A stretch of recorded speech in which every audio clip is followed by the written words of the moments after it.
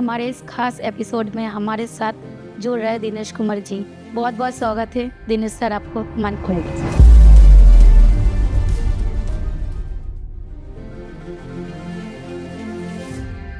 Driver की आवाज़ आई थी कि ब्रेक फेल। कहीं संभवता नहीं थी कि उतना कुछ पल हम लोगों को ये समझ में नहीं आया कि कहीं दाएं बाएं निकल सकें और हमारी गाड़ी सीधा खाई में चली गई और हमारे मुंह से सभी के यही निकला कि अब मर गए।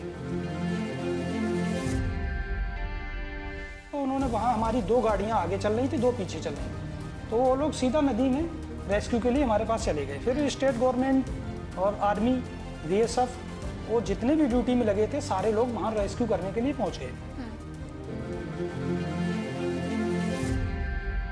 ऑपरेशन हमारा बहुत अच्छा किया, उन्होंने बेहतर किया जो भी किया, पर अफसोस इस बात का रहा कि उसमें टाइमिंग इतनी ज़्यादा लग गई क्योंकि स्पाइनल में बताते हैं डॉक्टर्स कि इसका 24 से 72 घंटे का टाइम होता है। उस दौरान अगर आपका ऑपरेशन हो जाता तो मूवमेंट जो है आपकी आने में बहुत बेहतर जल्दी हो जाता। अच्छा, मेरा उनका जो IHIF वालों का बिहेव इतना बढ़िया था, उनका सपोर्ट इतना अच्छा था, उन्होंने हमें पूरा माइंड ही मेरा चेंज कर दिया कि आप चिंता मत कीजिएगा, हम आपका ट्रीटमेंट करेंगे, आप बेहतर करेंगे, आपको आपके ऊपर निर्भर कर देंगे। मैं उसी आश्रय को लेकर मैं अपना आगे बढ़ गया।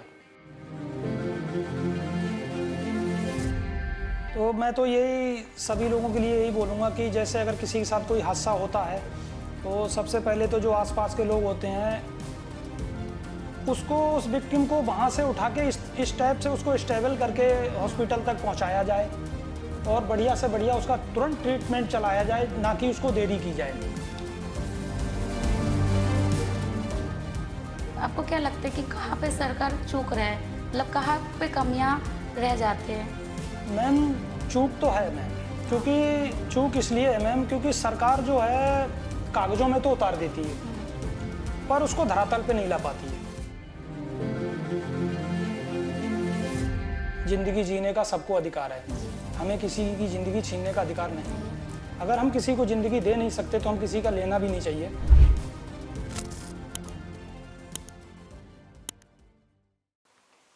नमस्कार दोस्तों, मैं हूँ आपकी होस्ट मौसमी। आप देख रहे हैं द सिरोज टीवी पॉडकास्ट। आज हमारे इस खास एपिसोड में हमारे साथ जुड़ रहे दिनेश कुमार जी, वो जवान जिन्होंने ITBP में रहकर देश को सेवा की। एक गंभीर एक्सीडेंट के बाद भी हिम्मत, डिसिप्लिन, जज्बा से अपने ज़िंदगी को दोबारा सहारा दिया। उनकी कहानी, उनके सफ़र सिर्फ एक कहानी नहीं बल्कि एक बेमिसाल प्रेरणा है। बहुत बहुत स्वागत है दिनेश सर आपको हमारे पॉडकास्ट में। कैसे हैं आप सर? बढ़िया मैम। सबसे पहले मैं छाव फाउंडेशन के लिए बहुत बहुत धन्यवाद देना चाहता हूँ जो मुझे इस काबिल समझा, आप लोगों ने यहाँ पे बात करने का मौका दिया, उसके लिए मैं आपका सदा आभारी रहूँगा। मैम, बाकी क्या पूछना चाहते हैं? बिल्कुल सर, और हमें तो सौभाग्य है कि हम आपके बारे में जान रहे हैं। सर, सबसे पहले तो हम जानना चाहते हैं आपके साथ ये हादसा कब और कैसे हुआ? जी मैम, मैं सन 2022 में जो अमरनाथ यात्रा ड्यूटी के लिए हमें नियुक्त किया गया था जी। उस समय में मैम मैं अरुणाचल में पोस्टेड था, जो हमारी यूनिट 54 बटालियन ITBP भालुकपोंग। जी। तो मैम वहाँ से हमारे को नियुक्त किया गया था, हमारी एक पूरी टीम आई थी, तो अच्छे से हमने वहाँ ड्यूटी जो है अपना निभाई थी। जी। हम पोसपत्री जो एक जगह है वहाँ 56 भोग भंडारा लगता था, वहाँ की हमारी सुरक्षा ड्यूटियाँ थीं। जी। हम लोगों ने बाखूबी मैम ड्यूटियाँ निभाई। ड्यूटियाँ निभाने के बाद में पूरा जो छड़ी बड़ी मतलब विदाई करने के बाद उपरांत हम लोग पैदल यात्रा करके चंदनबाड़ी हम लोग आए। चंदनबाड़ी में आने के बाद में हम 2 दिन वहाँ रुके क्योंकि गाड़ी के इशू के कारण हमें जम्मू रेलवे स्टेशन जाना था। जी। 17 तारीख को हमने पहुँचना था वहाँ, तो वहाँ से हमारा रिजर्वेशन था, वहाँ के लिए हमें 54 के लिए हमने रवाना होना था अरुणाचल के लिए। तो गाड़ी हमारी चली थी, लगभग 37 जवान हमारे उस गाड़ी में थे। जी। और गाड़ी जो हमारे लिए प्रोवाइड कराई गई थी वो जम्मू स्टेट की गाड़ियाँ थी, जी। स्टेट गवर्नमेंट की। तो उसमें हम लोग बैठे, बैठने के बाद चले लगभग 4-5 किलोमीटर मतलब गाड़ी चलने के बाद में एक फिसलन मोड़ आता है। जी। आप अगर कभी कश्मीर जाएं तो आप देखिएगा, फिसलन मोड़ पे गाड़ी मुड़ाते समय में हमारी गाड़ी का जो है बैलेंस बिगड़ गया। बैलेंस बिगड़ने से क्या हुआ मैम, गाड़ी जो हमारा ड्राइवर की आवाज़ आई थी कि ब्रेक फेल। अच्छा। तो ब्रेक फेल की जब सुनी थी सभी लोग बहुत चक्के रह गए कि अरे ये कैसे क्या होगा। तब तक क्या हुआ, हमारे दोनों गाड़ी के आगे वाले पैर नीचे जा चुके थे। कहीं संभवता नहीं थी कि उतना कुछ पल हम लोगों को ये समझ में नहीं आया कि कहीं दाएं बाएं निकल सकें, और हमारी गाड़ी सीधा खाई में चली गई और हमारे मुंह से सभी के यही निकला कि अब मर गए। तो उसके बाद तो हमें एक पल उसकी गाड़ी की लगी, तब तो हमें पता था। उसके बाद हमें ये पता नहीं लगा कि कितनी पलटी खा के नीचे गाड़ी गिरी। जब हम नीचे नदी के पास में गिरे हुए पड़े थे तो बस हम उसके बाद में हमें होश आया तो हम चिल्ला रहे थे, क्योंकि दर्द इतना हो रहा था कि हमारे साथ हादसे में 4-5 जगह पे मेरा हाथ भी टूट गया था, पैर भी टूटा था, स्पाइनल टूट गया था और पैर भी फट रखा था। तो उन्होंने वहाँ, हमारी 2 गाड़ियाँ आगे चल रही थी, 2 पीछे चल रही थी, तो वो लोग सीधा नदी में रेस्क्यू के लिए हमारे पास चले गए। फिर स्टेट गवर्नमेंट और आर्मी, VSF, वो जितने भी ड्यूटी में लगे थे सारे लोग वहाँ रेस्क्यू करने के लिए पहुँच गए।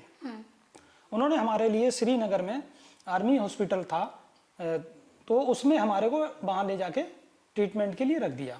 फिर हमारे जो ऑफिसर्स वगैरह हैं, प्रधानमंत्री जी, उन्होंने भी ट्वीट किया जैसे ही पता लगा। राजनाथ जी, हमारे गृह मंत्री, वो भी, और अमित शाह जी, तीनों लोगों का उसमें मतलब उन्होंने ट्वीट किया कि जल्द से जल्द इनको बेहतर इलाज दिया जाए। बिल्कुल। फिर वहाँ स्टेट के जो अधिकारी थे वो लोग आए, हमारे DG महोदय भी आए थे। उन्होंने बोला इनका बेहतर इलाज होना चाहिए, पर कुछ कारणवश हमारा क्या हुआ कि हमें श्रीनगर रुकना पड़ गया। हमारा ट्रीटमेंट वहाँ हो नहीं पाया, तो फर्स्ट एड जो था हमें दे दिया। उसके बाद क्या हुआ, उन्होंने हमें रेफर किया वहाँ के लिए, श्रीनगर के लिए, मतलब उधमपुर के लिए, आर्मी कमांड हॉस्पिटल उधमपुर के लिए। पर किसी कारणवश 2 दिन बारिश ना रुकने के कारण हमारा हेली नहीं उड़ पाया। तो 5वें दिन हमारा जब हेली उड़ा, देखा जाके उन्होंने, फिर हमारा MRI किया। MRI में हमारा स्पाइनल टूटा निकला। तो फिर नेक्स्ट डे हमारा उन्होंने सारी बात करके, और हमारी एक बटालियन 15 बटालियन उधमपुर में है, उनसे संपर्क लेके कि इनको ब्लड की आवश्यकता है, कम से कम 15-16 बोतल ब्लड चढ़ेगा इनके। तो हमारी यूनिट से हमें जवान भेजे गए और दूसरे दिन नेक्स्ट डे हमारा ऑपरेशन किया गया। उधर मेरे घर वालों को भी इन्फॉर्म कर दिया गया कि आपके ऐसे हादसा हो गया। फिलहाल मेरी पत्नी ने तो मुझे फ़ोन किया था कि आप मतलब फ़ोन नहीं उठा रहे, वो फ़ोन लगा रहे थे, क्योंकि हमने बोला था थोड़ी देर में बात करेंगे, मगर हादसा हमारे साथ हो गया। मोबाइल कहाँ, सामान कहाँ, हथियार, ये तो कुछ पता ही नहीं लगा। और उन्होंने हम सीधा वहाँ, अगले दिन नेक्स्ट डे हमारा ऑपरेशन हो गया। ऑपरेशन हमारा बहुत अच्छा किया उन्होंने, बेहतर किया जो भी किया। पर अफसोस इस बात का रहा कि उसमें टाइमिंग इतनी ज़्यादा लग गई, क्योंकि स्पाइनल में बताते हैं डॉक्टर्स कि इसका 24 से 72 घंटे का टाइम होता है। उस दौरान अगर आपका ऑपरेशन हो जाता तो मूवमेंट जो है आपकी आने में बहुत बेहतर जल्दी हो जाता। अब वो लेट के कारण अब क्या कारण रहा, तो ये हमारा जो एडमिनिस्ट्रेशन था वो जाने इस चीज़ के लिए कि किस कारण से लेट हुआ, क्या हुआ। तो वहाँ हमारा उन्होंने ऑपरेशन कर दिया। फिर हम 4 मंथ वहाँ आर्मी हॉस्पिटल उधमपुर में रहे। वहाँ से आने के बाद में हमारे को 2 महीने लीव पर भेज दिया, 56 दिन का मेडिकल लीव देके कि आप घर जाइएगा, थोड़े दिन घर पे रहिएगा। उसके बाद में उन्होंने हमारा ऑल CPF का जो ग्रेटर नोएडा में हमारा हॉस्पिटल है, बोले आपने वहाँ जाके रिपोर्ट करनी है। हमने मैम वहाँ जाके रिपोर्ट करी। रिपोर्ट करने के बाद में, क्योंकि मेरे एक फिक्सेटर भी लगा था पैर में, पैर फट भी गया था, सर्जरी हो रखी थी इसकी, तो फिक्सेटर लगा के हम लोग मतलब बहुत परेशानियों वाला मतलब जीवन मेरा शुरू हो गया उसी दिन से। तो मैं पड़ा रहा काफ़ी समय तक, उसमें रहा लगभग 1 साल। धीरे धीरे वहाँ ट्रीटमेंट चलता रहा। मैं डॉक्टर साहब से पूछता रहा कि सर कैसे होगा, कब होगा। ठीक है बेटा, कोई नहीं, आ जाएगा धीरे धीरे, मतलब आ जाएगा, आपका सेंस चला गया है बॉडी का, वो आ जाएगा। तो मैं तो यही भरोसा कर रहा था कि शायद लेटे लेटे ही मेरा आएगा, पर ये मेरी गलतफहमी थी, मुझे इतनी जानकारी भी नहीं थी। फिर मैंने क्या किया, मेरे साथ मेरे मित्र थे एक जो मेरे फोर्स के ही थे, उन्होंने बोला सर आप एक बार एम्स में दिखा लीजिएगा। मैं एम्स में गया, एम्स में डॉक्टरों को दिखाया, न्यूरो के डॉक्टर्स को दिखाया, तो उन्होंने बोला बेटा ये अब जो है हमारे लेवल का इसमें कुछ नहीं है, जो होना था वो हो गया। अब आप क्या है, थेरेपिस्ट के लिए आप मैं रेफ़र कर देता हूँ, आप उनको दिखा लीजिएगा। मैंने एम्स में एक रेफर के हैं, वो मैम थी, उनको मैंने दिखाया जाके कि ऐसे ऐसे मेरे साथ, मैं फौजी हूँ, मेरे साथ ऐसा हादसा हो गया है। तो मेरे साथ बहुत अच्छा बिहेव किया उन्होंने। बोले ठीक है, हमारे लायक जो हेल्प होगी वो हम आपकी करेंगे। उन्होंने मेरी बड़ी हेल्प करी थी और बोला कि आप चाहो तो यहाँ थेरेपी ले सकते हो आके, पर सबसे बड़ी प्रॉब्लम ये रहेगी आपको यहाँ टाइम देना पड़ेगा। तो मेरा सजेस्ट यही होगा, कोई अच्छा रिहेबिलिटेशन सेंटर पकड़िएगा आप और आप थेरेपी लीजिएगा, वही एक उपाय है आपका। बाकी ट्रीटमेंट तो आपका चल ही रहा है जी, तो वो आपको आत्मनिर्भर बना सकते हैं। बिल्कुल। मैंने कहा ठीक है मैम। तो उन्होंने मेरे को बेंगलोर के एक नंबर दिया था कि आप वहाँ चले जाइएगा। तो किसी कारणवश मैं वहाँ नहीं जा पाया। अब वो पैसों का भी कुछ इशू था, कुछ जवानों के मतलब साथ रहने का इशू था। तो मैंने उनको रिक्वेस्ट किया कि सर मेरे को दिल्ली के अंदर अगर मिल जाए मुझे तो बहुत बेहतर होगा, आप मेरी मदद कीजिएगा। बोले ठीक है, हम आपकी मदद करेंगे। मेरी एक सहेली है, वो वहाँ रहते हैं, नोएडा में भी एक सेंटर खोल रखा है, एक दिल्ली में। तो IHIF के नाम से मुझे बताया जी। मैं फिर IHIF में गया। मैंने सबसे पहले कॉल करी थी कि मैं ऐसे मैम मैं आपसे मिलना चाहता हूँ। तो उन्होंने मेरे को इंट्रोडक्शन लिया कि आप कैसे, कहाँ से। तो मैंने कहा मैम मैं दिल्ली से, मेरे को फ़ोन आया, एक बेंगलोर की एक मैम थी, अभी उनका मेरे को नाम याद नहीं आ रहा है। तो उन्होंने मुझे उनका नंबर दिया यहाँ का IHIF का। फिर मैंने मैम से बात करी, उन्होंने बोला ठीक है आप दिनेश जी आ जाइएगा, अपने डॉक्यूमेंट सारे ले आइएगा, आप यहाँ आ जाइएगा। तो नेक्स्ट डे मैंने अपने अधिकारियों से बात करी, फिर मैं वहाँ रिहेबिलिटेशन सेंटर IHIF चला गया था। लगभग अक्टूबर का समय था, मतलब मेरा तो 1 साल लगभग बीत गया था, क्योंकि मुझे थेरेपी की इतनी बड़ी पहले जानकारी थी नहीं। मैं लेट हो गया, 1 साल पड़े रहा मैं।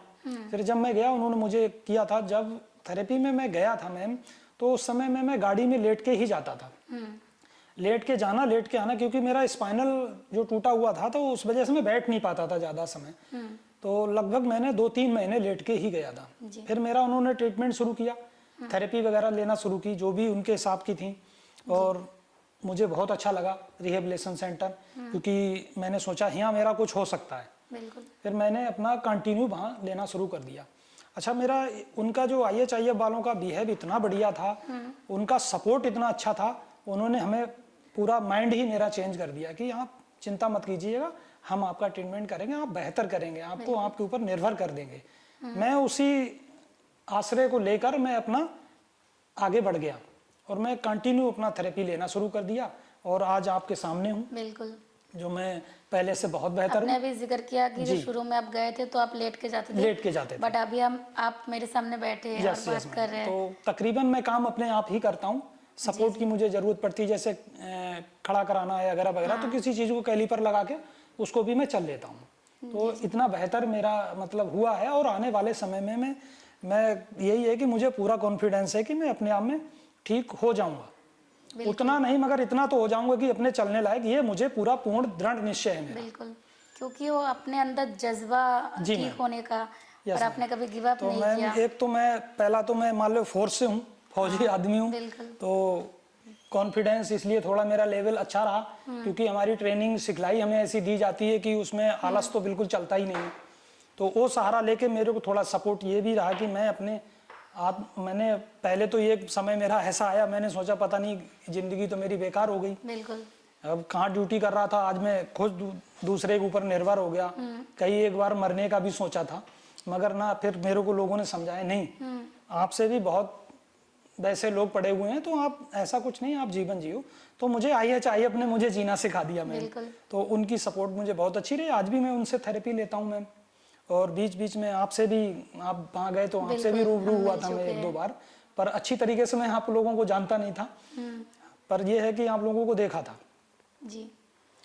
सर, आपने जिक्र किया था जब आपका गाड़ी ब्रेक फेल हो गया था, आपको सुनाई दे रहा था कि ब्रेक फेल हो गया और पहाड़ खाई पे लटके हुए थे। 250 फीट नीचे खाई में चला गया था गाड़ी। तो आप लोगों को लग रहा था कि पता नहीं क्या होगा, हम जिंदा रहेंगे या नहीं। तो जब आपको होश आया और जब आपको लगा कि ऐसे चीज हो चुके हैं, कुछ हो चुका है हमारे साथ, और आपको पहला थॉट क्या आ रहा था मन में?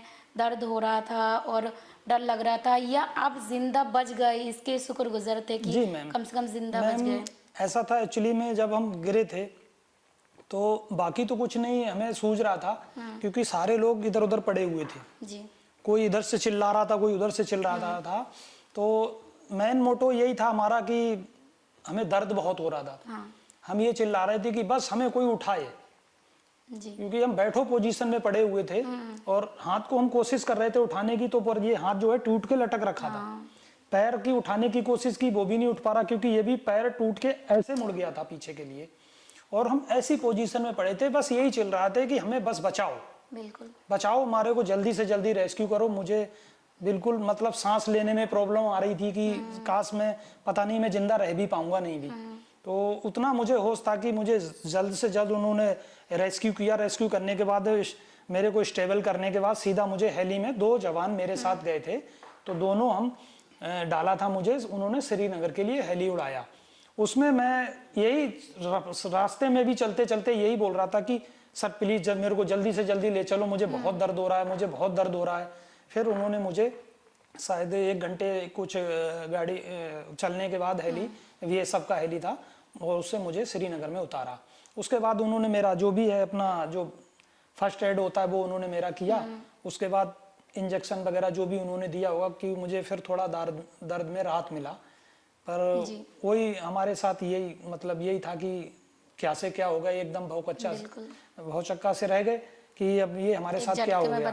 हाँ, मतलब कैसे क्या हो गया, और मतलब इतनी बड़ी परिवार की जिम्मेदारी हो, मेरे साथ ऐसा हादसा हो गया तो मेरे परिवार के साथ क्या होगा, या मैं कैसे जीवन जी पाऊंगा वगैरह वगैरह, ये कार्य थॉट्स मेरे अंदर आ रहे थे मन में। हाँ, तो ये मेरा बहुत बड़ा स्ट्रगल जब से शुरू है, मैं अभी भी चला हुआ हूँ इसमें। बिल्कुल सर। और हादसे के बाद आपके करीबी लोग और जो रिश्तेदार थे उनके रिएक्शन कैसा रहते, और सबसे ज़्यादा दुख किस चीज़ से होता है कि लोग जो आसपास रहते हैं उनके बदलते हुए बिहेवियर, बहुत अजीब तरीके से बर्ताव करने लग जाते हैं। तो आप समाज के इस टाइप के लोगों को क्या मतलब सलाह देंगे कि उस व्यक्ति को, जो व्यक्ति उस सिचुएशन से डील कर रहे हैं, उनको कैसे नॉर्मल तरीके से बात करें, उनको कैसे नॉर्मल फील कराएं? मैम, सबसे पहले तो मैं एक चीज़ बोलना चाहूँगा कि आदमी के साथ जब हादसा होता है जी। तो उसको बिल्कुल जानकारी नहीं होती है।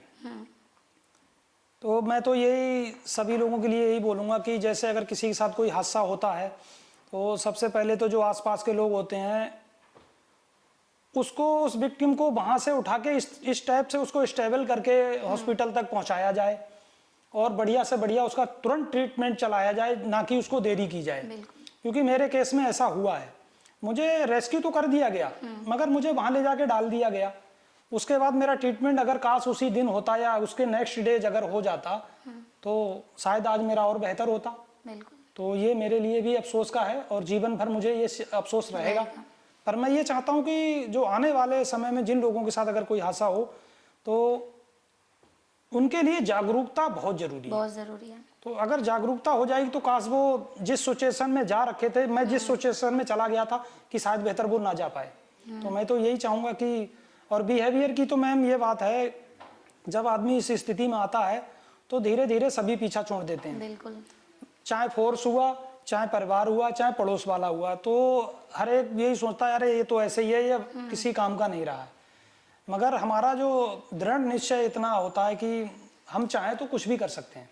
बिल्कुल। तो ये मेरे अंदर आया, मैंने थेरेपी के माध्यम से थेरेपी की, मेरा दिमाग चेंज हुआ, माइंड चेंज हुआ, मैंने कहा ठीक है कुछ करूँगा मैं, और इतनी जल्दी परिवार से मतलब मैं अपना वो नहीं जाऊँगा। हालांकि ये प्रॉब्लम तो आती हैं परिवार के अंदर, कोई बंदा अगर परिवार का जो उसका परिवार का मुखिया ही हो, जो पूरे परिवार को चला रहा है, और उसके साथ ऐसा हादसा हो जाए तो ये तो बहुत गंभीर समस्या। बिल्कुल, सभी की हिम्मत टूट जाती थी। उन्होंने बोला ये हमारा भाई, अच्छा मेरा तो परिवार का बैकग्राउंड ही ऐसा कि मेरा बड़ा परिवार था, सारी जिम्मेदारी मेरे ऊपर, तो ये बहुत बड़ी समस्या आई मेरे साथ, क्योंकि मदर फादर थे नहीं, परिवार की पूरी जिम्मेदारी। और ये होने से मैं एकदम जैसे शौक में आ जाता है आदमी, उस टाइप से मैं हो गया था कि ये क्या हो गया मेरे साथ जी। मैं सोचा कुछ और था पर हो कुछ और ही गया। तो यही मैं चाहूँगा लोगों के, सबसे मैं यही चाहूँगा कोई भी हुआ, एक मानवता के नाते अगर किसी के साथ कोई एक्सीडेंट होता है तो सबसे पहले तो हम उसकी मदद करें। बिल्कुल। हम ये बिल्कुल ही ना सोचें कि मेरे साथ क्या होगा, कि मुझे, कई लोग होते हैं कि जो सोचते हैं कि अरे मेरे साथ पुलिस का कोई गलत बिहेव ना करे, कोई केस हो जाएगा, मुझे फंसा देगा, ऐसा कुछ नहीं होगा। एक मानवता के नाते आप उसकी उस समय में मदद कर सकते हो, वो जैसा भी हो।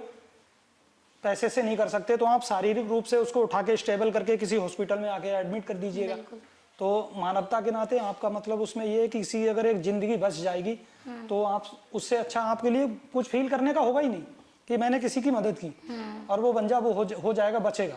तो ये चीजें हैं, मैं यही बोलना चाहूंगा कि ये मेरे साथ थोड़ा वो रहा तो आगे आने वाले समय में ना हो, यही चीजें मैं अवेयरनेस देना चाहूंगा लोगों के लिए कि अपना मतलब उस तरीके से आजकल अवेयरनेस की बहुत कमी है, बहुत कमी है। लोगों को पता ही नहीं, मुझे खुद पता नहीं था कि मैं किसी की मदद कैसे करूं, जबकि मैं लगभग 6-7 साल मैंने एनडीआरएफ में भी सेवा दी है यहीं गाजियाबाद में रह के, और बाखूबी मैंने बढ़िया ड्यूटियां निभाई, दिल्ली में भी रहा और उत्तराखंड में भी जहाँ जहाँ हमारा जाने का हुआ था, और जो कई बार त्रसदी भी आई थी बाहर लोग विदेश में भी मैं फिलहाल नहीं जा पाया किसी कारणवश, मगर हमारी टीम हमेशा रही और बाहर भी किया और हमने मानवता के लिए बहुत कुछ किया है। सर ये जो इंसिडेंट है कौन सी साल की बात है? ये मैम जो इंसिडेंट मेरा हुआ था ये 16/8/2022 में हुआ था मैम। अच्छा 2022 की बात है। जी मैम, बहुत पुराना नहीं है एकदम। पुराना नहीं मैम, अभी तो 434 साल है। सर ये जो आपका पूरी जर्नी है और इस पे आपका फैमिली और फ्रेंड्स में से किसका सपोर्ट ज़्यादा रहा? मैम सपोर्ट तो मेरा फैमिली का भी रहा है, क्योंकि फैमिली की वजह से ही आज मैं जिंदा हूँ। बिल्कुल। क्योंकि उन्होंने मुझे जो है बड़ा सपोर्ट दिया था, और मेरी पत्नी, मेरे भाई और जो भी सिस्टर हैं उन्होंने सबने, और मेरा भांजा है जी, जो उन्होंने मेरे साथ ऐसा किया है जो कोई किसी के साथ ना करे। जी, क्योंकि जब स्पाइनल इंजरी का जो पेशेंट जब हो जाता है तो उसका लैट्रिन, पेशाब और ये बिल्कुल अनकंट्रोल हो जाता है, उसको ये पता नहीं रहता कब मैं क्या कर रहा हूँ क्या नहीं कर रहा हूँ, मतलब उसको कोई फीलिंग ही नहीं है। उस जगह पे मेरे परिवार ने मुझे सपोर्ट दी, वो मुझे फोर्स से भी मिली थी, बंदे मुझे दिए गए थे, उनसे भी मुझे सपोर्ट मिली थी। तो मुझे ये चीज़ फीलिंग नहीं होगी मतलब कैसे करके जीऊँगा, तो मुझे सपोर्ट तो रहा है, मगर जिस तरीके से मुझे सपोर्ट मिलना चाहिए वो चीज़ नहीं मिल पाई जी, जबकि मिलना चाहिए थी। बिल्कुल। क्योंकि हम भी एक समाज के हिस्सा हैं, तो अगर ऐसा कोई हादसा हो जाता है तो उसके साथ मदद तो करनी चाहिए। और ऑलरेडी आप देश के लिए इतना जी, और देश के लिए मैम हम इतना कर रहे हैं। जबकि मैम मेरा शुरुआत की कहानी ये रही है कि मैं सन 2009 से मैंने फोर्स में ज्वाइन किया था आईटीबीपी में, और मेरा जो है ट्रेनिंग जो मेरी चली थी वो बरेली में मेरी ट्रेनिंग चली थी। उसके बाद मेरा जो फर्स्ट जो मेरा ट्रांसफ़र था, फर्स्ट पोस्टेड मेरा जो है हिमाचल हुआ था।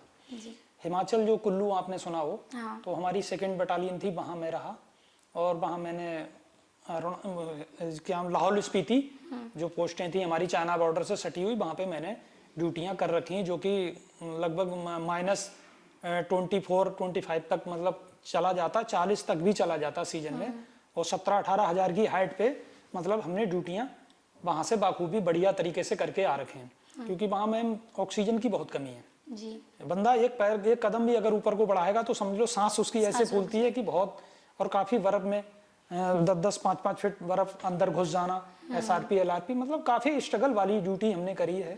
फिर उसके बाद हम सीधा इधर गाजियाबाद एनडीआरएफ में मेरा ट्रांसफ़र हो गया था, तो 7 ईयर मैंने लगभग एनडीआरएफ में यहाँ सेवा दी। उसके बाद 2021 में मैं यहाँ से ट्रांसफ़र चला गया था अरुणाचल के लिए, जो मैंने आपको बताया था 54 बटालियन भालुकपोंग। हाँ। वहाँ हम ड्यूटी दे रहे थे, वहाँ पोस्टों में भी मैं रहा हूँ, और छुट्टी काटने के बाद में मैं आया था। फिर मेरा एक कोर्स, मुझे MMG करके एक कोर्स होता है हमारा, तो वेपन का ही था, तो वो मुझे आर्मी के अंडर में वहाँ झालुकवाड़ी है एक यूनिट है, वहाँ पे हमने किया था। यूनिट में कोर्स करने के बाद में सीधा फिर मैं क्या हुआ, उसी दिन हम जब यूनिट में आए थे फिर ये हमारा मैसेज आ गया था कि हाँ आपने मतलब उसमें जाना है अमरनाथ यात्रा में। तो फर्स्ट टाइम मेरा ये अमरनाथ यात्रा का जो मेरा दौरा था, और मैं इसमें बाखूबी ड्यूटी निभा रहा था, और लास्ट टाइम में हमारे साथ ये हादसा हो गया मैम। जी, सर एक्सीडेंट से पहले आपने आईटीबीपी में और 7 साल तक अपने एनडीआरएफ में जॉब किया, तो ड्यूटी के दौरान कोई ऐसा इंसिडेंस जो आपको अभी भी याद है, आप मतलब भूल नहीं पाए? जी मैम, इंसिडेंट मैम मैं ये 2019-20 की बात है, मुझे ठीक से याद नहीं आ रहा है। आपने भी सुना हो जो NTPC का एक हमारे लिए रेस्क्यू करने का मौका मिला था, तो उसके अंदर जो सुरंग बना रहे थे, जी, तो उसमें क्या हुआ, अचानक में नदी से ऊपर से अवलांच आ गया। हाँ। आने से क्या हुआ, वो पूरा जो है, जो अपना इम्प्लांट जो वहाँ बन रहा था, जो बना रहे थे, तो वो पूरा उसके अंदर मजदूर काम कर रहे थे जी। लेबर काम कर रहे थे, उसमें जेसीबी भी थी, जवान भी थे, वो सारे के सारे उसके अंदर बंद हो गए। मलबा इतनी तेजी से आया, वो पूरा बंद हो गया। हाँ। और हमारी टीम उस समय में उत्तराखंड में थी। जी। क्या नाम अपना झाझरा कैंप करके हमारा था जो देहरादून में, वहाँ हमारी टीम रहती थी। तो वहाँ से हमारे को आदेश मिले थे कि आपने वहाँ जाके रेस्क्यू करना है। जी। मैम हमने रेस्क्यू किया था, वहाँ लोगों को अंदर से निकाला था, मिट्टी इतनी कीचड़ दलदल जा जाके अंदर से, मतलब जिंदा तो लोग नहीं मिल पाए थे, मगर जो है कि बॉडियाँ हमने लोगों ने बहुत निकाली। और हमें बहुत दुख हुआ था मैम कि काश इनके साथ ना होता, अचानक में आया। और वो जैसे आपने अभी सुना होगा, जो उत्तराखंड में अभी दोबारा आया था, जी। जो पूरा का पूरा मतलब गांव ही चला गया, हाँ। तो इस टाइप से आया था। और वो तो सुरंग था उसमें, हाँ, वो कहीं सुरंग था, तो उसमें निकलने तो का भी ऑक्सीजन वगैरह, कुछ हालांकि नहीं। इतना था कि बीच में कुछ लोग अंदर जिंदा थे, जो बीच में उनके लिए फिर ऑक्सीजन वगैरह ये कराने के लिए तो काफ़ी मतलब स्टेट गवर्नमेंट वहाँ की और हमारी फोर्स सारी उसमें लग के और रेस्क्यू किया। कुछ लोग हमने बचाए थे, जिंदा भी निकले थे। और तो हम अपने आप को बहुत भाग्यशाली समझे कि हमने शायद किसी की काश जान बचाई। और उसी एनडीआरएफ के दौरान मैम दिल्ली में 2 होटल थे, होटलों में आग लग गई थी। तो उस समय में हमें रेस्क्यू करने का मौका मिला। तो कई लोग बेचारे, अब आग जब लगती है तो ऑक्सीजन और उसकी तो कमी हो ही जाती है, तो कई लोग बेचारे दाएं बाएं से भी कूद के मतलब अपना जान बचाने की कोशिश की। कुछ हमने जाके रेस्क्यू भी किए। तो मैम कई एक रेस्क्यू करने में हमारे को मतलब ये भूमिका निभाने का मौका मिला था, वो हम गए और बाखूबी हमने ड्यूटी निभाई मैम। बिल्कुल। सर, एक्सीडेंट से पहले का आपका जीवन कैसा था, और ये फौज में आने का फैसला आपने कब लिया था? मैम फोर्स में मैं 2009 में 8 में मैंने मतलब जो है भर्ती की प्रक्रिया मेरी शुरू हो गई थी। और इसमें मेरा मेन आने का रीज़न यही था कि मेरी जो माँ है, सबसे पहले मेरी माँ एक्सपायर हो गई। तो मेरे फादर थे, मैं उस समय में हाई स्कूल में था, और मेरी माँ एक्सपायर हो गई। तो मुझे बहुत गहरा आघात लगा। मेरे फादर थे, वो भी बीमार रहते थे, मदर मेरी बहुत बीमार रही थी उस समय में। सन 2000 के लपेट की बात है मैम। उनको शायद लोगों ने, डॉक्टर ने बोला कि इनको क्या कहते हैं, जो पथरी है, उनके पथरी हो रखी है। तो उसका ट्रीटमेंट कराने के लिए ले जा रहे थे।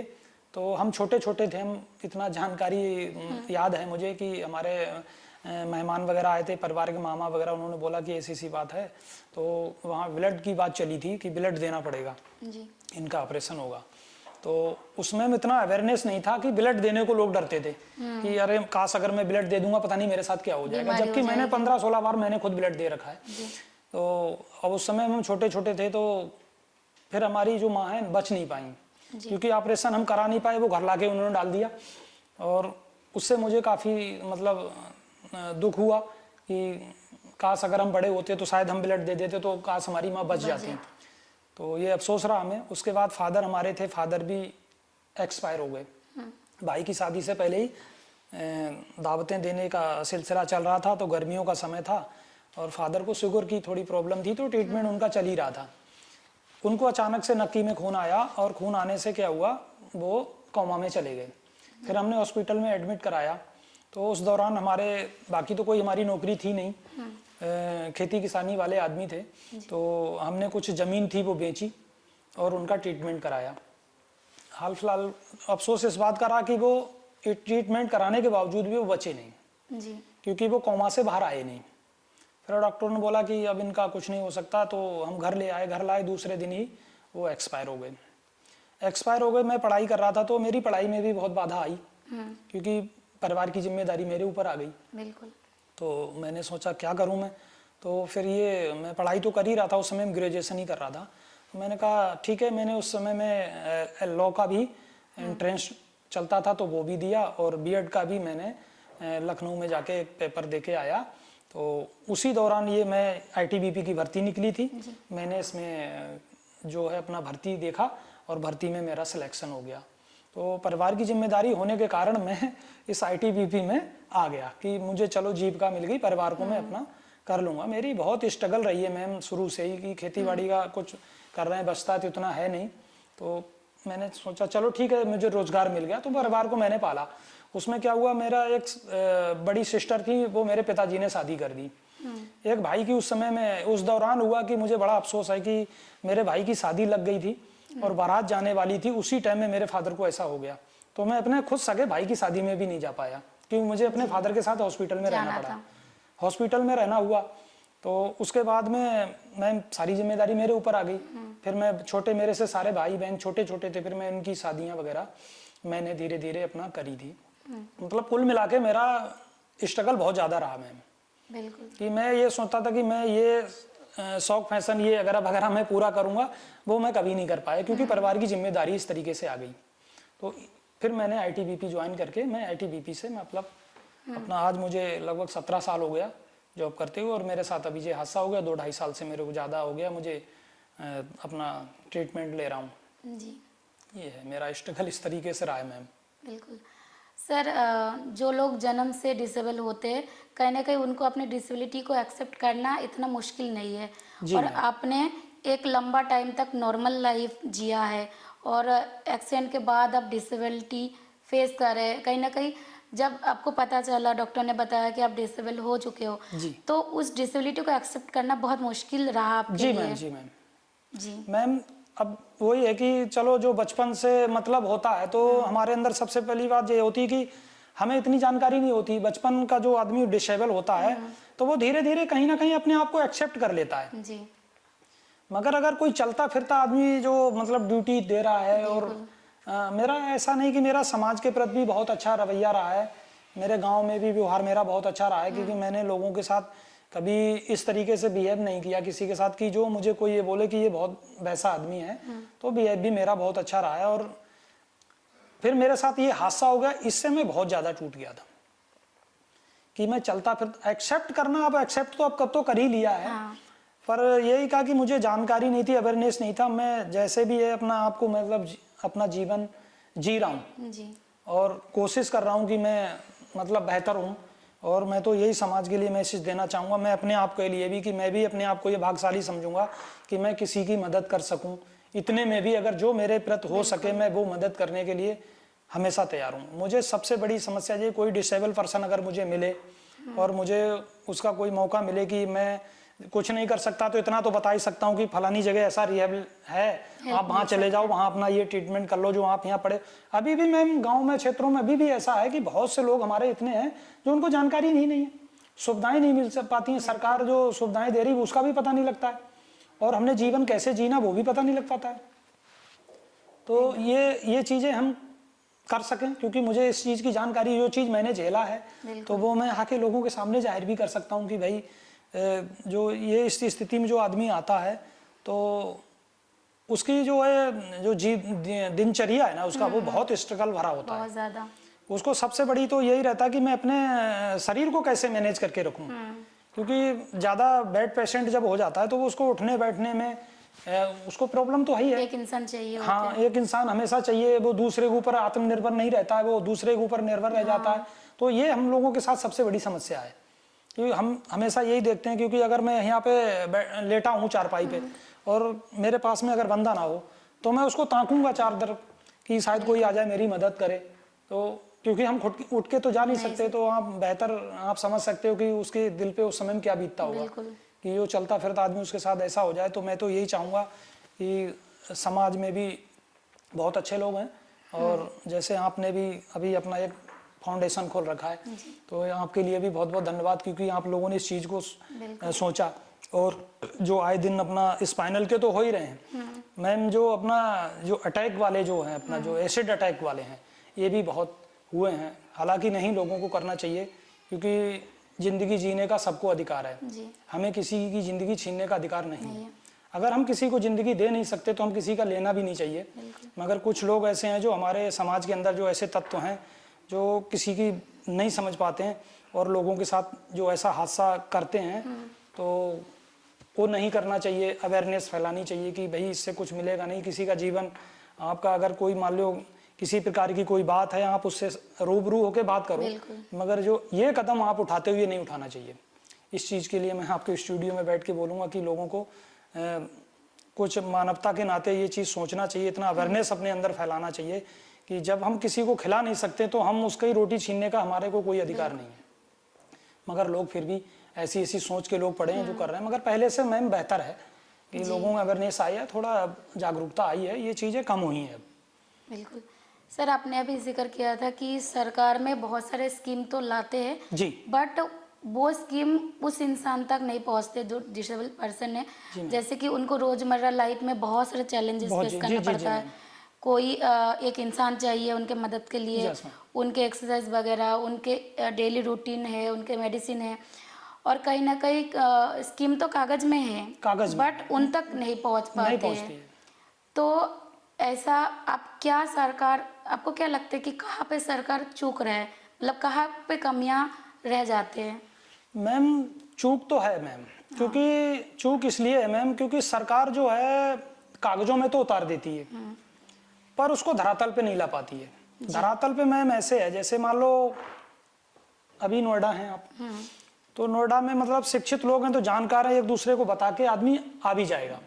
मगर जिस गांव क्षेत्र में कम्युनिकेशन है ही नहीं, तो उसको मान लो आप जैसे टेलीविजन के माध्यम से या किसी और के माध्यम से ज़्यादा से ज़्यादा जागरूक किया जाए लोगों को। और मैं तो मैम ये कहूँगा कि गांव में आज भी लोगों के पास ये पता नहीं कि व्हील चेयर भी कोई चीज़ है जी।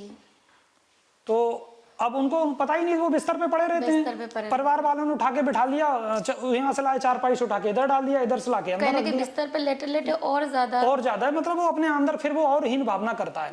मान लो शहर के अंदर तो खैर अभी अवेयरनेस आया है मैम, जैसे मान लो आज मैं हूँ आपके ऊपर उदाहरण हूँ कि मेरे पास व्हील चेयर है तो मैं आप तक आके आ गया, मैं आपसे वार्तालाप भी कर रहा हूँ। पर कुछ गाँव में लोग ऐसे भी जो बेचारे वार्तालाप भी नहीं कर पाते हैं।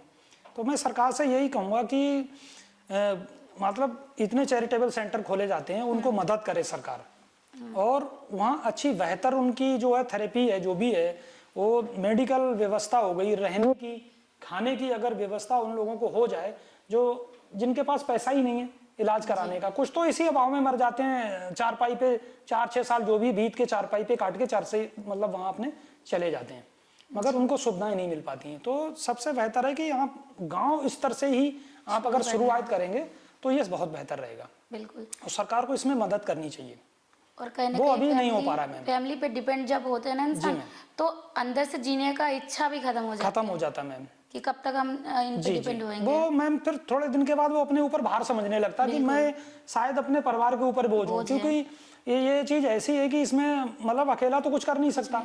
अगर मैं जैसे हूँ, मैं डिसेबल पर्सन हो गया, मेरे साथ हादसा हो गया, तो मेरे साथ 4 लोग और परेशान रहेंगे, बोलेंगे पता नहीं बेटा मेरा ठीक होगा या भाई मेरा ये है। और इन चीज़ों में मतलब बहुत ज़्यादा उनको मानसिक तौर पे वो हो जाते हैं कि यार मैं कुछ कर नहीं सकता हूँ। तो इन चीज़ों के लिए मैं तो भारत सरकार से ये कहूँगा कि हमारे माननीय प्रधानमंत्री जी हैं तो उनको ये मतलब जो है ग्राउंड लेवल पे मतलब बहुत स्ट्रिक्टली किया जाना चाहिए। डीएम एसडीएम हैं जो जिले के हैं, उनको तहसील से क्या ब्लॉक से मतलब जो अपना पंचायत है उसके माध्यम से लोगों को जागरूक करके और वहां तक उनको वो सुविधा मिलनी चाहिए। मेरा तो मैम यही कहना है, क्योंकि जो परेशानी हम झेल रहे हैं, ये हम एक नौकरी करके हम परेशानी झेल रहे हैं, तो वो बेचारा जो जिसको खाने का लाले पड़ा है वो इलाज कहाँ कराएगा। मैम आजकल हमने देखा है कि हमारे, अब तो खैर इंडिया में भी, पहले नहीं था, अब इंडिया में काफी थेरेपी सेंटर खुल गए हैं, पर अभी भी मैम इतना उनका महंगा इलाज है कि लोग सोच कर भी नहीं एफर्ट कर सकते हैं। तो ये सरकार को इस तरीके जगह जगह सेंटर खोले जाने चाहिए।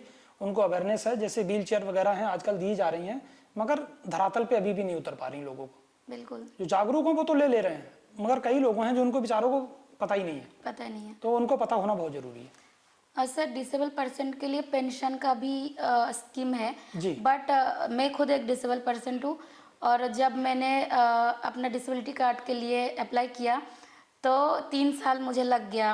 और 3 साल के बाद मैं स्पेशली वेस्ट बंगाल मेरा घर है, उधर जाती थी मैं इस काम के लिए। मुझे लगता था कुछ तो पेंशन मिल जाएगा या कहीं पे छूट मिल थोड़ी जाएगा, आर्थिक मदद मिल जाती है तो हाँ थोड़ा जीवन अपना जी। तो सब कुछ होने के बाद जब मैं मेडिकल करने गई थी तो मुझे डॉक्टर ने बताया कि आप कहाँ से डिसेबल हो, कहीं से तो नहीं हो। तो मैंने बताया, मेरे को लिटरली रोना आ गया था उस दिन कि मैं 3 साल से इतना स्ट्रगल कर रही हूँ और इनको लग नहीं रहा है कि मैं डिसेबल हूँ। कहने की बहुत ज़्यादा जागरूकता की कमी है। बिल्कुल। और पेंशन इतना मुश्किल के बाद पेंशन मिल भी तो रही है, फिर भी 1000 कुछ नहीं 1000 मैम, क्या वो ही कुछ है। नहीं मैम, ये एक्चुअली में अगर देखा जाए ये कोई भीख नहीं है। जी मान लो जो डिसेबल पर्सन होता है ये तो वही जानता है। बिल्कुल। अब जैसे आप गए थे, आपको ये बोलते, ये चीज़ मैंने भी रियलाइज़ किया है मैम। मैं खुद व्हील चेयर पे गया, मेरे को बोला डिस्ट्रिक्ट लेवल पे बनता है आपका। मैं घर गया, घर जाके मैंने हॉस्पिटल में गया, क्योंकि सिस्टम में कमी बहुत है मैम। बिल्कुल। क्योंकि कमेटियां तो गठित कर दी जाती हैं कि डिसेबल पर्सन का डिसेबिलिटी बनाना है, पर जो बराबर में जो दलाल बैठे होते हैं वो उसको वहां तक जाने नहीं देते। जाने नहीं देते हैं। वो आपको गुमराह करेंगे। आप जब 4 बार 6 बार आप जाएंगे, आप खुद थक के बैठ जाएंगे, बोला मुझे नहीं चाहिए ये सर्टिफिकेट, जैसा जीवन जब तक होगा मैं जी लूंगा। ये हकीकत है। बिल्कुल। हम सरकार दावे तो बहुत करती है कि वो ग्राउंड लेवल पे ऐसा होना चाहिए, वैसा हमने कर रखा है, ये कराते हैं वो कराते हैं। ये हकीकत में मैंने भी झेला है मैम। तो मेरा तो कहने का मतलब ये है कि डॉक्टरों को इस तरीके से उनको निर्देश जारी किए जाएं कि अगर कोई डिसेबल पर्सन, अब मान लो अगर मेरे को चोट लगती तो मुझे तो दर्द है, मगर दूसरे को चोट लग रही, वो दूसरे का दर्द मुझे नहीं पता लगेगा। दर्द मुझे जो है मुझे ही झेलना पड़ेगा। तो आपका जो उस दिन दर्द था वो आप ही झेल रहे होगे, मगर किसी डॉक्टर को क्या मतलब, वो तो अपनी तनख्वाह ले रहा है, लोगों का जीवन चल रहा है। भाई जिंदगी तो आपकी खराब हुई है ना। मान लो आपके साथ जो अटैक हुआ था, जो तो आपका शरीर भी जी लोग हीन भावना से देखना शुरू करते हैं। तो आप उस जगह पे आप मतलब जी रहे हो आप उस तरीके से। तो ये सरकार को ये सोचना चाहिए कि जो अपना जीवन यापन कर रहा है किसी कारणवश, तो उसको थोड़ा मदद तो मिलनी चाहिए। अब पेंशन के नाम पे वही है कि उस जितने की पेंशन नहीं मिले उससे ज्यादा के तो वो दलालों को देने पड़ जाएंगे, तो लोगों को नहीं मिल पाती। और इतने कम पैसे में क्या ही होगा एक और क्या इंसान होगा के लिए जो जो 1500 डिसेबल रुपए है? 2000 रुपए में क्या क्या हो रहा होगा? है? या आप सही से अगर देखो तो आप 1 मंथ का दूध नहीं ले सकते हो। नहीं। वो अपना जीविका क्या चलाएगा? तो कम से कम मेरे हिसाब से कम 7-8 हजार रुपया तो आज की डेट में होना चाहिए, बिल्कुल। तो जिससे वो थोड़ा अपना जीविका तो चला पाए। अपना तो अपना तो रोजमर्रा कर रहे, लाइफ दूसरे का जो- तो नहीं कर सकता। अपने अपने रोजमर्रा की जो जरूरत है, बिल्कुल। तेल साबुन है, अपना खाना पीने का तो खैर क्या हो सकता है, मगर कुछ ना अपने कुछ तो अपना medicine- जीविका चला सकता है। तो ये कुछ वो नहीं दे रहे हैं कि हमें बहुत अच्छा, मतलब हम बहुत वो दे रहे हैं। तो भारत सरकार को ये करना चाहिए। बिल्कुल। और ये कोई वो नहीं, मान लो हम जब भारत सरकार बनती है वो जनता के द्वारा ही चुने हुए प्रतिनिधि होते हैं, मगर वो सत्ता में जाके बैठ जाते हैं, फिर वो नीचे वाले को देखते ही नहीं कि किसी के साथ क्या हो रहा है। तो जी इसका भी बहुत अवेयरनेस बहुत जरूरी है। सर, आप IHIP के साथ कैसे जुड़े थे और उसने आपको कैसे हेल्प किया? मैम IHIP मैं दिल्ली में गया था। जी तो दिल्ली में मैंने जो थेरेपिस्ट हैं उनसे मैं मिला जाके, जब मेरे को किया था, जब मुझे पता लग गया कि मतलब मेरा न्यूरो का भी इसमें कोई वो नहीं है, दवाइयाँ तो मतलब चलती रहेंगी, पर मेन जो हमारा है वो थेरेपी है। जी तो आपको कंटिन्यू थेरेपी लेनी पड़ेगी। अब कंटिन्यू थेरेपी के लिए हम दिल्ली में अगर रहते हैं हाँ तो हमारे लिए रहने का भी चाहिए बिल्कुल। और पैसे का भी चाहिए। तो मान लो जिसके पास पैसा होगा वो तो रह के पास में रूम लेके वो करा सकता है, मगर जो गरीब आदमी वो बेचारा कैसे कराएगा? अगर वहाँ करा भी लेगा, थेरेपी अगर फ्री है तो उसका रहने का तो फ्री नहीं है। डेली आना जाना डेली आना जाने का उसका तो उतना भाड़ा ही मैनेज नहीं कर पाएगा वो। तो उन्होंने मेरे को बताया था कि भाई ऐसी ऐसी बात है, आप मेरे को बेंगलोर के बारे में बताया। तो मैंने वहाँ उनको फ़ोन लगाया, तो उन्होंने बोला ठीक है आप हमारे यहाँ आ जाइएगा। मैंने उन्हें डॉक्यूमेंट फॉरवर्ड किए, उन्होंने मेरे डॉक्यूमेंट देखे, बोले देखो दिनेश जी ऐसा है, आप डॉक्यूमेंट तो आपके आ गए, पर हम आपको फेसली देखना चाहते हैं। अगर आप आओगे तब हम बता पाएंगे कि आपका क्या है, कौन सा लेवल है और कितने स्तर पे आप अभी हो। मैंने बोला मैम ऐसी सी बात है कि मैं जब वहाँ आऊँगा तो मुझे 2 बंदे भी चाहिए, बिल्कुल। और मैं ऐसे ट्रेन में आऊँगा तो आ नहीं सकता हूँ इतनी जल्दी, या तो बाई एयर जाऊँगा तो मेरे पास इतना पैसा नहीं जो मैनेज कर लूँ। तो मुझे कोई ऐसी राय बताइएगा कि मैं दिल्ली के अंदर करा लूँ। फिर उन्होंने मेरे को IHIP के बारे में मुझे जानकारी दी। फर्स्ट टाइम मैंने को पता लगा कि ऐसे ऐसे, उन्होंने मुझे वहाँ का कॉन्टैक्ट नंबर दिया कि ऐसे ऐसे ये हैं, आप इनसे संपर्क कर लीजिएगा। मैं आया, मैंने 2 दिन पहले ऐसे ही रहा था, तो मेरे साथ के थे, उन्होंने बोला कि यार आप, मैंने बोला यार क्या करूं, कहीं पता लगा मैं उनसे मदद मांगूं, कर पाए या ना कर पाए, मेरे पास इतना पैसा है नहीं, क्योंकि मैं ट्रीटमेंट कराया, मेरा इतना पैसा खर्च हो गया कि मुझे अपना खुद का मतलब खर्चा मैनेज करना हो रहा, मेरा परिवार आगे पीछे, 2 बच्चे हैं, बीवी है, भाई हैं, तो मैं उनको क्या देखूंगा। वो मन में ये शंकाएं थी मेरे, पर मैंने सोचा कि चलो ठीक है एक बार बात करके देख लेता हूँ। तो मैंने IHIP में कॉल लगाई, तो कॉल पे मैंने बात करी तो उन्होंने जयश्री मैम का नाम बताया था जी। कि आप उनसे भी मिले ना, एक मैम और जो SBI फाउंडेशन से हैं, तो उन्होंने नंबर दिया जयश्री मैम का। जयश्री मैम ने मैंने संपर्क किया उन्होंने, तो उन्होंने मेरे को बोला ठीक है आप दिनेश जी ऐसा है, आप पहले मुझे डॉक्यूमेंट भेज दीजिएगा मेरे व्हाट्सएप पे। तो मैंने वो जितने भी मेरा ट्रीटमेंट का था वो मैंने सारे सर्जरी वगैरह जो भी हुई थी मैंने उनको डॉक्यूमेंट फॉरवर्ड कर दिए। उन्होंने कहा ठीक है आप आ जाइएगा, डॉक्टर साहब भी हैं हमारे और उनको भी हम दिखा देंगे, और आप आओगे तो हम बेहतर से चेक कर सकते हैं एक बार। तो मैंने कहा ठीक है मैम। मैंने वहाँ बात करी गाड़ी से, मैं अपना गया, और उस समय में मेरी ये स्थिति थी कि मैं लेट के ही आना, लेट के ही जाना, और मेरे पास 2 बंदे हमेशा रहते थे कि मुझे एक पैर पकड़ के और शरीर पकड़ के उठा के बिठाना, तो वो लेके गए थे वहाँ। और जब मैंने दिखाया जाके वहाँ, तो उन्होंने मेरे सारे डॉक्यूमेंट चेक किए और बहुत बेहतर तरीके से मुझे, मतलब उन्होंने जो मेरा फर्स्ट एग्जामिनेशन था वो उन लोगों ने मेरा किया। और मुझे इतना, मैम एक्चुअली मैं बताऊँ, मुझे इतना बिलीव सा हुआ वहाँ पे पहुँचने के बाद कि अब मैं कहीं सही जगह आया हूँ, कि शायद मेरा यही उद्धार कर सकते हैं। थोड़ा उम्मीद आया। उम्मीद, बहुत तगड़ी उम्मीद थी कि मुझे, कि सबसे पहली बात तो मेरा उनका व्यवहार इतना अच्छा लगा कि जिस तरीके से मुझे ट्रीट कर रहे थे, कि जैसे कोई बीमार आदमी नहीं होता, अगर उसको कोई मतलब सही बातें बोलते तो उसको एक वो आ जाता, जैसे बोलते कि एक बूटी जैसी जीवनी बूटी मिल गई उनको। तो ये वाला मेरे साथ हुआ, तो मुझे बहुत अच्छा बिहेव किया मैंने। मैम ऐसी सी बात है, और एक्चुअली में मैं, क्योंकि मैं थोड़ा घबरा भी रहा था कि बोल पाऊँ या ना बोल पाऊँ, क्योंकि मैं जॉब करता था, मैं उनको बोलूँ तो क्या बोलूँ। मैम मेरा ऐसे ऐसे लोन भी चल रहा था, मेरे साथ हादसा हो गया, मुझे पता नहीं था ऐसा, और मैं तो तनख्वाह तो मुझे मिल रही, मगर मैं उसमें मैनेज नहीं कर पा रहा हूँ, क्योंकि मैं लोन भरना, परिवार को देना वगैरह वगैरह, मेरी दवाइयाँ, तो मैं कैसे मैनेज करूँगा। तो मैम मेरे को आपके यहाँ थेरेपी लेनी थी, तो कितना क्या लगेगा मैम, तो मैं पैसे तो मैनेज नहीं कर सकता हूँ, अगर आप कर सको तो फिर मैं, तो मेरे को उन्होंने बेहिचक बोला कि नहीं नहीं नहीं दिनेश जी आप आइए और हम आपका देखेंगे, जो भी है हम आपका ट्रीटमेंट करेंगे, आप पैसों की चिंता बिल्कुल छोड़ दीजिएगा यहाँ। और आप एक, मुझे बहुत उस दिन मतलब अपने आप को फील हो कि आप एक फौजी आदमी हो जो देश के लिए रक्षा कर रहे हैं। हम लोग मतलब आप जाग कर हम लोगों को, हम अपने घरों में अच्छे से सो रहे हैं, तो मुझे बड़ा बिलीव हुआ अपने अंदर की, मेरे को किसी ने बड़ा अच्छा सम्मान दिया मेरे को, तो मुझे बहुत अच्छा फील हुआ। और उसी दिन से फिर मेरे को उन लोगों ने मेरी थेरेपी लेना शुरू की, और स्टाफ का बिहेव इतना बढ़िया, क्योंकि वो शायद सेंटर भी नया ही नया खुला था, ज़्यादा समय उसको भी नहीं हुए थे, हमारे से कुछ समय पहले ही खुला था, मगर उन्होंने मेरी मैम बहुत हेल्प की, क्योंकि उन्होंने मेरे को कुछ जो इवेंट्स हैं इसके जो थेरेपी से संबंधित वो भी मुझे कुछ प्रोवाइड कराए थे, और वो डोनेट मेरे लिए किए।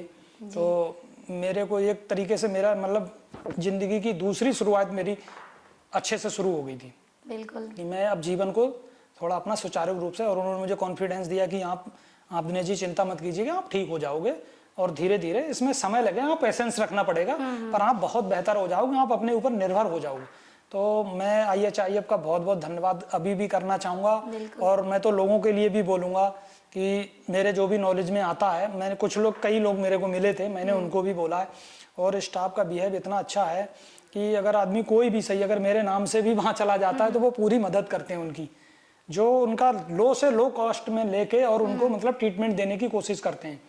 और मैं तो यही चाहूँगा कि मेरी जो भी नॉलेज में आएगा गरीब आदमी, क्योंकि उन लोगों को, गरीब आदमी के लिए बहुत अच्छा है, उन्होंने गरीबों के लिए, बुजुर्गों के लिए, बच्चाओं के लिए, जो बच्चे, कई लोगों को हमें ऐसी जानकारी नहीं होती कि इसका थेरेपी लेने के माध्यम से कि बच्चा ठीक भी हो सकता है, कई हाथ पैर टेढ़े हैं, मानसिक तौर पर हैं, तो वो उनका बहुत अच्छा बेहतर इलाज करते हैं वो लोग। उनके पास मशीनें इतनी बढ़िया अवेलेबल हैं कि मैं कई थेरेपी सेंटरों में गया, मैंने देखा ही नहीं वहाँ ऐसे कि जो मशीनें उनके पास हैं और काबिल डॉक्टर हैं उनके पास, तो बहुत अच्छा ट्रीटमेंट दे रहे हैं। और मैं ले रहा हूँ, ये आपके सामने मैं उदाहरण हूँ कि मैं तकरीबन, जबकि मैं अपने जूते भी नहीं बांध पाता था, मैं कपड़े पहन पाता था, आज मैं सारे कपड़े अपने आप पहन लेता हूँ। तकरीबन दिनचर्या में अपना बढ़िया निभा रहा हूँ, बिल्कुल अच्छे से। मैं ये IHIF की जो है देन है मुझे, तो मैं IHIF के लिए बहुत बहुत धन्यवाद देना चाहूँगा। और लोगों के लिए भी मैं ये चाहूँगा कि अगर मेरी समाज में अगर किसी पर ये वीडियो मेरी पहुँचे, तो मैं तो यही कहूँगा, अभी नोएडा में है, एक दिल्ली में है, एक राजस्थान में, एक पटना में है, जिसको अगर ट्रीटमेंट लेना है तो वहाँ उस जगह पे जाके संपर्क कर सकते हैं, नज़दीक में आप अपने समय के अनुसार, जहाँ भी अपनी दूरी के अनुसार आप जाना चाहें, तो आप अपना वहाँ जाएं। और उन लोगों का इतना अच्छा बिहेव है, और वो कैंप भी लगाते हैं, कैंप लगा के भी अवेयरनेस करते हैं, तो बहुत अच्छा है। मैं तो ये गाइड करूँगा कि लोगों को जाना चाहिए। मैं ये नहीं कहूँगा कि आप आइए चाहे अब जाइए कहीं भी जाइए, मगर सबसे पहले ये आप देखिए कि हमारे लिए बेहतर कहाँ है, तो आप इलाज ले सकते हो। हम लोग भी कनेक्टेड है, हम लोग भी आप लोगों को भी मैंने 1-2 बार वहाँ देखा है, और मैं भी तो कंटिन्यू जा ही रहा हूँ, तो मैं तो उनका बहुत तहे दिल से मतलब शुक्रिया अदा करूँगा। और मेरे लिए आइए चाहिए अब मेरे लिए एक नया जीवन मतलब मुझे प्रदान किया उन्होंने, और मेरी बड़ी हेल्प की है, और आज भी वो मेरी हेल्प कर ही रहे हैं। बिल्कुल। तो ये मुझे बड़ा गर्व है कि और आप लोगों से आज आके मिलने का मौका मिला, और आप लोगों का भी मैं बहुत बहुत आभारी रहूँगा जो आपने मुझे इस काबिल समझ के आज मुझे यहाँ स्टूडियो में बुलाया है। इसके लिए भी मेरा आपको बहुत बहुत धन्यवाद। Thank you sir. जो आपका एक्सीडेंट हुआ था वो कहीं ना कहीं ड्यूटी टाइम पे ही हुआ था, जब आप ड्यूटी पे थे। जी। तो इंसिडेंट के बाद क्या सरकार के तरफ से हेल्प मिला, या जैसा आप चाह रहे थे कि इतना फैसिलिटी मिलना चाहिए था, या कोई ऐसा स्कीम बनाया जो ऐसे कोई आर्मी पर्सन जिनके साथ कोई इंसिडेंट होती है उनके बाद उनके जो लाइफ है दोबारा शुरू करने के लिए उनको कोई सपोर्ट मिलता है क्या?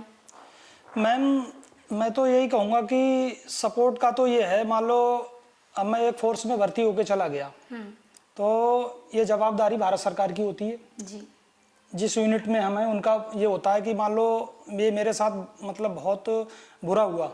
बुरा क्या हुआ कि मान लो मैं वहाँ ड्यूटी के दौरान गया, कोई भी हुआ जिसके साथ हादसा होता है वो अपने होश में नहीं होता है कि मेरे साथ क्या हो रहा है। तो इसकी जानकारी यूनिट को होती है कि भाई हमारा बंदा फलानी जगह गिर गया है, तो उसको यूनिट लेवल पे या जो अपना हेडक्वार्टर लेवल है, तो उन अधिकारियों को ये चीज़ें सोचना चाहिए कि मैं इस जवान के लिए क्या से क्या दिलवा सकता हूँ। वो मेरे लिए नहीं हुआ।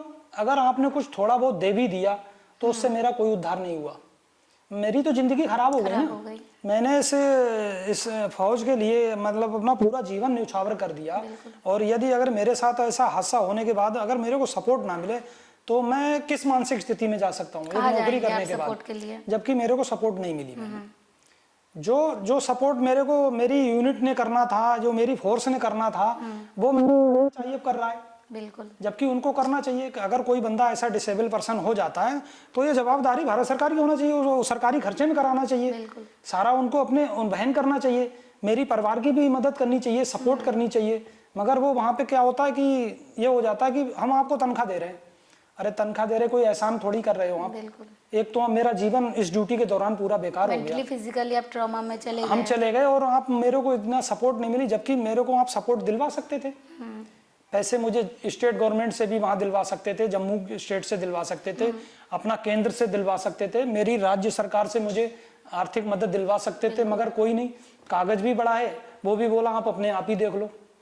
तो ये बहुत मेरे साथ बहुत बुरा हुआ, और काश मैं तो सोचता हूँ जब मेरे साथ हो रहा जाने कितने भाइयों के साथ होता होगा, जबकि ये जवाबदारी तो आप कुछ अपील करना चाहेंगे कि? मैम अपील मैंने कई जगह की थी।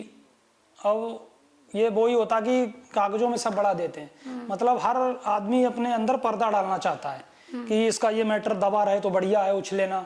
अब अगर मेरा ये मैटर भारत सरकार के अंडर में अगर जाता, तो क्योंकि भारत सरकार यहाँ थोड़ी आएगी भाई, मेरे पास तो आएगी नहीं, ये यूनिट लेवल वहां पे जाके दे सकता था कि भाई हम इसको ज्यादा से ज्यादा मदद क्या दिलवा सकते हैं, कि भारत सरकार से कहें, या हमारा कोई ऐसा मतलब फोर्स के अंदर ऐसा कोई फंड होना चाहिए जो अगर उसके साथ ऐसा हो जाता कि 10-20 लाख रुपए देके उसकी आर्थिक मदद करना चाहिए, कि भाई परिवार के साथ वही अब मैं अपने घर से आया हूँ, मेरे फोर्स वालों को थोड़ी पता मेरे परिवार की स्थिति क्या है, मेरी सिचुएशन क्या है, कि मैंने लोन भी ले रखा है, या मैं अपने परिवार की जीविका चलाने के लिए कैसे कैसे मैनेज कर रहा हूँ। तो ये उन लोगों को नहीं पता होता है, जबकि वो उन लोगों को पूछना चाहिए ना। मतलब जब हम गिरे थे बस थोड़े दिन हमारे साथ खाना पूरी की, अब हम उनके लिए मतलब एक तरीके से बोझ हैं बस। अब हमारे को तो उनको ये लगता है कि बस जल्दी से जल्दी इनका वो डॉक्यूमेंट बनवा के और डिसेबल पर्सन घोषित करके इनको फटाफट घर भेज दिया जाए।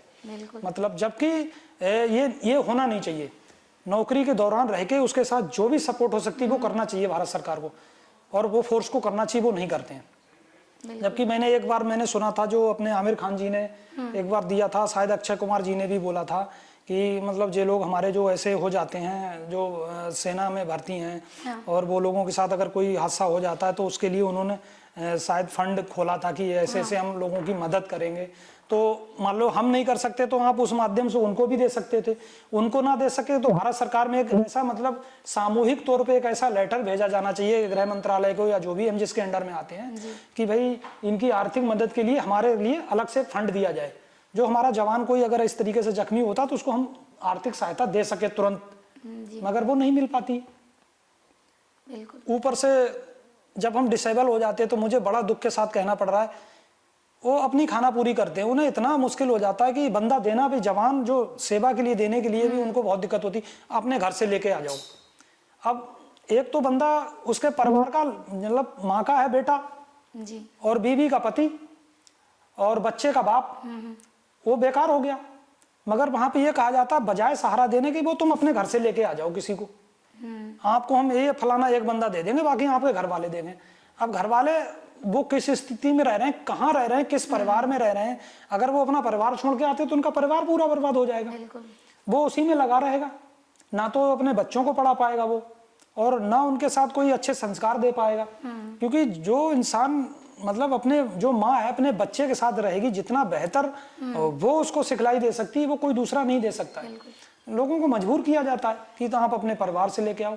अगर फौज में रह के मैं दौड़ रहा हूँ, दौड़ते दौड़ते मेरा पैर टूट गया तो ये जवाबदारी तो भारत सरकार की है ना, क्योंकि मैं उस इवेंट को करते दौरान हुआ हूँ, तो वो उनको करना चाहिए ना।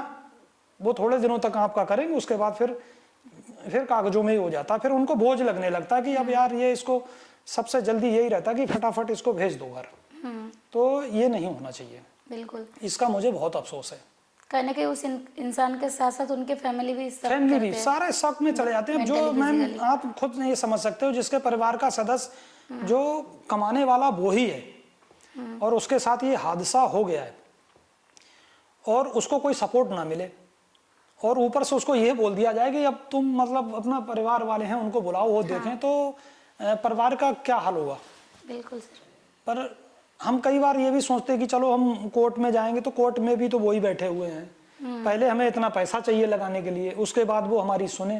तो मैं तो ये चाहता हूँ कि किसी जवान को कोर्ट जाने का मौका ही ना मिले, आप उस तरीके से उसका जो है मदद कीजिएगा। बिल्कुल। तो ये मैं ये चाहूँगा कि कहीं भी अगर ये होता है तो मतलब यूनिट लेवल पे इतना होना चाहिए कि आपके जवान के साथ कुछ हो गया तो आप उसका पूरा भरण पोषण करें। बिल्कुल सर। पर वो नहीं हो पाता मैम, नहीं हो पाता। सर आपके लाइफ में इतना बड़ा चेंज आया और इतना मेजर चेंज के बाद आप दोबारा अपने लाइफ में संघर्ष कर रहे हैं, कहीं ना कहीं कर चुके हैं, अभी भी चल रहे, जारी है जी। और इतना संघर्ष के बाद आज इतना ठीक है आप और मेरे सामने हैं, तो आप उन हर इंसान को क्या मैसेज पहुंचाना चाहते हैं जो अपने लाइफ में किसी ना किसी मुश्किल दौर से गुजर रही है, और चाहे वो एक्सीडेंटली हो, चाहे डिसेबिलिटी हो, चाहे कोई भी प्रॉब्लम हो, तो आप क्या मैसेज देंगे उनको? मैम मैं तो सबसे पहले यही कहूँगा कि समाज में आप जो जीवन जी रहे हो उसमें मैं ये नहीं कहूँगा कि सभी लोग एक जैसे हैं, बहुत अच्छे लोग हैं जो मदद करते हैं, पर वो मदद उनके आसपास होगा वो वही कर पाता है, दूर जाके वो नहीं कर सकता है जी। तो सबसे पहली बात तो मैं यही कहूँगा कि आपको मेंटली प्रिपेयर रहना चाहिए। आपके साथ जो हादसा हो गया वो हो गया, क्योंकि वो आपके साथ होना था तो हो गया जी।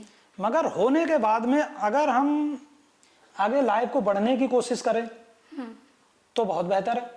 अगर हम चारपाई पे पड़े पड़े हम अपने आप को कोसते रहें कि अरे मेरे साथ तो ऐसा हो गया, अब तो मैं कुछ कर ही नहीं सकता, अब रहने दो मैं कुछ, तो सबसे पहली बात तो आपको अपना हिम्मत नहीं हारनी चाहिए। बिल्कुल। आप जो भी हो जिस स्थिति में वहीं से शुरू कीजिएगा। और सबसे बड़ा उदाहरण हम एक चीज़ और दे सकते हैं कि मान लो मेरे साथ ही हादसा हुआ है तो मेरे हाथ पैर तो बिल्कुल ठीक हैं देखने में, मैं बिल्कुल बढ़िया आपके लिए लगता हूँ कि मैं बिल्कुल बढ़िया हूँ, पर मुझे पता कि मेरा शरीर का नीचे का भाग बिल्कुल काम नहीं कर रहा है, मगर दूसरे की नज़रों में मैं बिल्कुल बेहतर हूँ। तो जो फील मैं अपने अंदर कर सकता हूँ वो बाहर वाला नहीं कर सकता मुझे। तो मैं तो यही कहूँगा कि आदमी को खुश रहना चाहिए और अपने ऊपर कॉन्फिडेंस है, जिंदगी जहाँ से है फिर दोबारा वहीं से शुरू कीजिए। आप आगे बढ़ते रहिए और समाज पे मत जाइए कि यार मेरे को उसने ऐसा बोल दिया, वो मुझे देखेगा तो क्या कहेगा। नहीं, आप अगर मैंने ये चीज़ खुद रियलाइज़ किया मैम कि मैंने बहुत दुख में झेल के देख लिया 1 साल तक पूरा मैं ऐसे डिप्रेशन में ही रहता था कि यार मेरे साथ क्या होगा, कुछ नहीं होगा। अब मैं धीरे धीरे इस आदत में ढल गया हूँ। अब मुझे इतना पूर्ण कॉन्फिडेंस है कि जो भी स्थिति है मेरी, कोशिश मैं पूरी करूंगा कि मैं पूरा ठीक होऊंगा।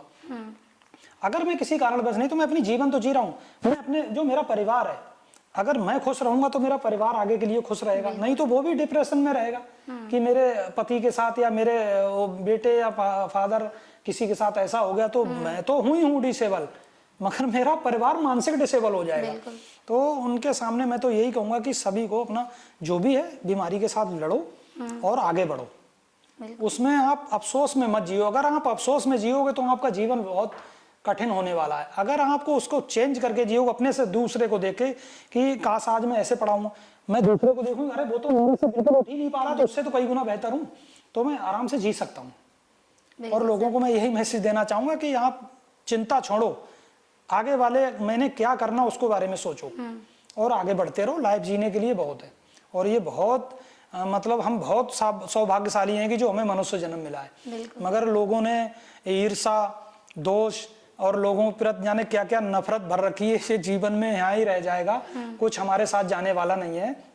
ये तो जब हमें पता लगता है जब हम जाने वाले होते हैं। मृत्यु एक सच्चाई है, ये झूठ नहीं है, मगर आदमी को जब पता लगता है, जब वो सैया पे लेटा हुआ होता है, उसको वो मर जाता है, लोगों को तब आता है कि अरे राम नाम सत्य है। अरे उससे पहले ही सत्य कर लो, राम नाम तो बाद की बात है। जब आदमी जिंदा रहते हम एक दूसरे की सपोर्ट करेंगे। मनुष्य एक सामाजिक प्राणी है, तो वो समाज में रहेगा। हम उसको अगर जंगल में भेज दें या कहीं दूसरी जगह भेज दें, वो जी पाएगा क्या? तो हम आप एक दूसरे के पूरक हैं, एक दूसरे की मदद करें और उसी के अनुसार आप अपना जीवन जीते चले जाएं। मगर रोने की कोई जरूरत नहीं, जो जहाँ पे हो जहीं से अपना जीवन शुरू करो।